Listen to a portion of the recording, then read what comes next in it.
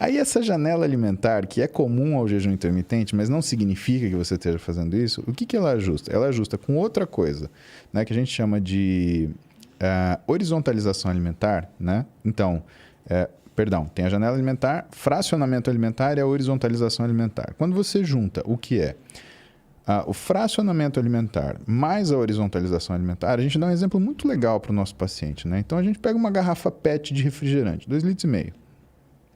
Bom, essa lata de refrigerante, ela tem 310 ml, é isso? 310 ml. Teoricamente, essa lata de refrigerante, ela cabe numa garrafa PET, certo? Mas vamos supor que ela não tenha tampa. E vamos supor que eu quero transferir o conteúdo da lata para a garrafa. E aí, eu pego a lata e faço isso aqui, ó. Ó, até molhei. Bom, a exemplo do que aconteceu aqui, o que vai acontecer se eu virar o conteúdo da lata de uma vez? Muito provavelmente você vai derramar toda essa água e nenhuma água vai cair dentro da garrafa. Por quê? Porque você não fez a conta de uma coisa chamada gargalo. E aparentemente, Sérgio, o que a gente tem é um gargalo na nossa capacidade de absorção e utilização dessa energia. Ah, legal. Então, o processo de emagrecimento, ele conta com duas coisas relacionadas à janela alimentar, que é o fracionamento, ou seja, colocarei uma lata por vez. Porque se eu colocar duas, uma vai estar no buraco errado, ou em buraco algum. Certo. E segundo, a horizontalização, ou seja, eu sempre colocarei de lata em lata. Por quê? Quando você coloca mais caloria do que o seu gargalo permite, de capacidade de assimilação daquela energia, você vai engordar por excesso de caloria. E quando você coloca menos, que é o erro de todo mundo que faz restrição alimentar. É cortar a caloria que você fala. Exatamente. E por que que isso é um erro? Né? Isso é um erro porque quando você faz isso, o teu organismo ele entra num modo estresse. E o que ele faz? Ele liga o modo economia de energia. E quando ele liga esse modo economia de energia, e ele usa hormônios para fazer isso, esse é um estado que permanece.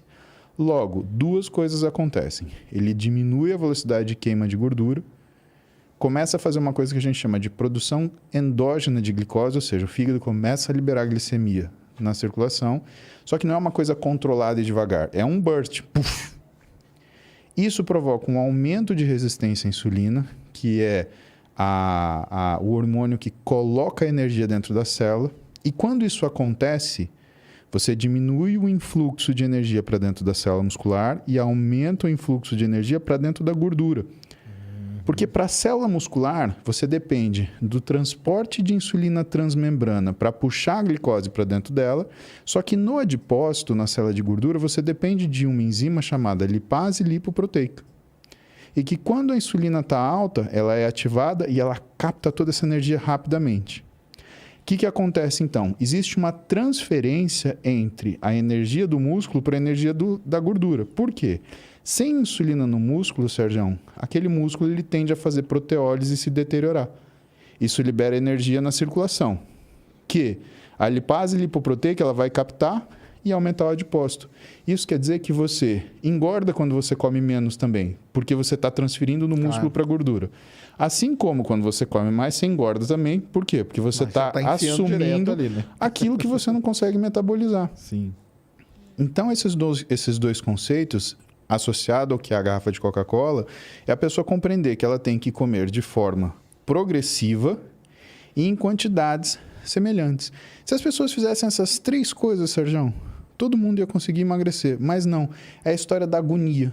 Né? Ela tem uma agonia porque ela não se reconhece, ou porque ela não se sente inserida no meio social que ela vive, ou por qualquer outra razão, e ela quer o que resolver? Na pancada, mas não resolve na pancada. Se você dá um soco no seu organismo, ele devolve com uma paulada 10 vezes mais forte. E aí, o que é essa paulada? Essa paulada é do pescoço para cima. É a alteração do que é a sua forma de percepção da sua capacidade nutricional ou da sua situação nutricional e você desenvolve transtornos alimentares. Compulsão, binge, anorexia, bulimia, que são doenças que matam e que tem pessoas que lidam com isso de forma profissional e maestralmente. Desequilibra a cabeça, né? Sem falsa modéstia, A pessoa que eu conheço que melhor lida com isso é minha esposa, a Roberta, que é nutricionista e que lida com essa área de transtornos alimentares. E que vê a calhar muito da gente trabalhar junto, porque na área esportiva, por conta desse esforço contínuo e mal dirigido das pessoas que fazem atividade física, pelo menos em relação à parte nutricional, levam elas a ter transtorno alimentar. Então, é uma pessoa que está fora do peso, que chega para o médico ou para o nutricionista e fala: não, mas me dá uma dieta mais restritiva. Pô, mas você já fez a dieta restritiva e você viu que isso piorou sua vida. Você quer mais restritiva? Tanto que quando a gente olha o que são os fatores de risco para você desenvolver um transtorno alimentar, são dietas mal elaboradas. Ah, entendi. Por isso que a gente fala, procura um nutricionista, vai ver. Porque isso é uma coisa séria, cara. É uma coisa que todo mundo acha que sabe Pode fazer. sair fazendo na loucura nada, né? Porque senão Aí as pessoas nem perguntam para o Google. Né? Então, o trabalho do médico é difícil, do nutricionista é mais ainda, porque a pessoa ela assume que ela sabe aquilo. É o problema, né? Que é o que a gente chama da Não é da auto. Da auto é pelo Google mesmo. Esse autodidatismo, né? Que na realidade é conveniente. Né? Eu aceito aquilo que me convém.